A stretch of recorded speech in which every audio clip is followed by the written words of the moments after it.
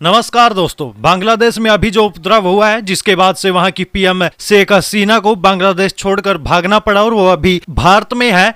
आपको दोस्तों बता दें कि इस मामले में अब एक और बात सामने आई है जिसमें ये पता चला है कि अमेरिका ने शेख हसीना को 1 साल पहले ही अल्टीमेटम दे दिया था। अमेरिका ने शेख हसीना को बांग्लादेश की सत्ता छोड़ने के लिए मजबूर भी किया था। वहीं अब अमेरिका की CIA यानी कि central intelligence agency of America ये भी अब सवालों के घेरे में आ गई है। जी हाँ दोस्तों, बांग्लादेश में भारी हिंसा के बाद पीएम शेख हसीना को इस्तीफा देना पड़ा है और अब वो भारत में शरण लिए हुए हैं। शेख हसीना को अमेरिका और ब्रिटेन दोनों ने ही शरण देने से इनकार कर दिया। वहीं अब सऊदी अरब और UAE के विकल्पों पर विचार किया जा रहा है। बांग्लादेश के इस पूरे घटनाक्रम के बाद अब अमेरिका भी सवालों के घेरे में है। कई विश्लेषकों का कहना है कि अमेरिका की खुफिया एजेंसी CIA ने इस तख्तापलट में भूमिका निभाई है और वहीं अब नोबेल विजेता मोहम्मद यूनुस को बांग्लादेश का पीएम बनाना चाहती है। अमेरिका की भूमिका को लेकर इसलिए भी सवाल उठ रहे हैं क्योंकि अमेरिका के उप विदेश मंत्री आफरीन अख्तर ने अक्टूबर 2023 में ही शेख हसीना को खुली धमकी दे दी थी। यही नहीं, शेख हसीना ने व्हाइट मैन के ऑफर और साजिश का खुलकर जिक्र किया था। इसके अलावा नॉर्थ ईस्ट न्यूज की रिपोर्ट के मुताबिक अक्टूबर 2023 में अमेरिका की उप विदेश मंत्री आफरीन अख्तर ने अमेरिका का ये धमकाने वाला संदेश शेख हसीना को दिया था। आफरीन ने कहा था कि शेख हसीना 3 नवंबर को होने वाले उपचुनाव के बाद संवैधानिक तरीके से हट जाए या फिर परिणाम भुगतने के लिए तैयार रहे। इसे दोस्तों एक धमकी की तरह ले सकते हैं क्योंकि एक धमकी ही थी। इसके बाद शेख हसीना ने अमेरिका की धमकी को दरकिनार कर दिया था और चुनाव में उन्हें बड़ी जीत मिली थी। इस चुनाव का विपक्षी दलों ने बहिष्कार किया था। इस रिपोर्ट में सूत्रों के हवाले से भी कहा गया कि अमेरिकी उप विदेश मंत्री ने बांग्लादेश के तत्कालीन विदेश मंत्री मसूद बिन मोमेन के साथ 16 अक्टूबर 2023 को मुलाकात भी की थी। इस मुलाकात के दौरान अमेरिकी उप विदेश मंत्री ने जहां स्वतंत्र, निष्पक्ष और सभी दलों को शामिल करके चुनाव कराने पर जोर दिया, वहीं रोहिंग्या शरणार्थी के मुद्दे पर भी बातचीत हुई थी। इस मुलाकात के दौरान बांग्लादेश के विदेश मंत्रालय के डायरेक्टर जनरल मसूद आलम भी मौजूद थे। बांग्लादेश के विदेश सचिव ने इस धमकी के बाद अमेरिका को करारा जवाब दिया था और कहा था कि बांग्लादेश अपने आंतरिक मामले में अनावश्यक हस्तक्षेप का कड़ा विरोध करता है। रिपोर्ट के मुताबिक अमेरिकी उप विदेश मंत्री ने बांग्लादेश विदेश मंत्री को 2 विकल्प दिए थे। पहला विकल्प था कि शेख हसीना सरकार इस्तीफा दे दे और सत्ता को राष्ट्रपति मोहम्मद शाहबुद्दीन को सौंप दे। वहीं अमेरिका ने जो दूसरा विकल्प दिया था वो ये था कि शेख हसीना सरकार अपनी सत्ता को संसद के स्पीकर शिरीन शर्मीन चौधरी को चुनाव से पहले सौंप दे ताकि निष्पक्ष चुनाव का रास्ता साफ हो जाए। अमेरिका चाहता था कि शेख हसीना दूसरा विकल्प चुने। इसके बाद बांग्लादेशी विदेश मंत्री भारत पहुंचे थे और उन्होंने यहां कई मंत्रियों से मुलाकात भी की थी। अमेरिका ने यह भी संकेत दिया था कि अगर बांग्लादेश ने पहला या दूसरा विकल्प नहीं चुना तो उसके और नेताओं के खिलाफ बहुत कड़े आर्थिक प्रतिबंध लगाए जाएंगे। शेख हसीना ने अमेरिका के इस अल्टीमेटम को खारिज कर दिया था। बाद में शेख हसीना ने कहा था कि एक व्हाइट मैन ने उनसे मुलाकात की थी और सैन्य अड्डा बनाने की मांग की थी। उन्होंने ईसाई राज्य बनाने की आशंका भी जताई थी। इस तख्तापलट के बाद अब पाकिस्तानी ISI के साथ साथ अमेरिका की खुफिया एजेंसी CIA सवालों के घेरे में आ गई है।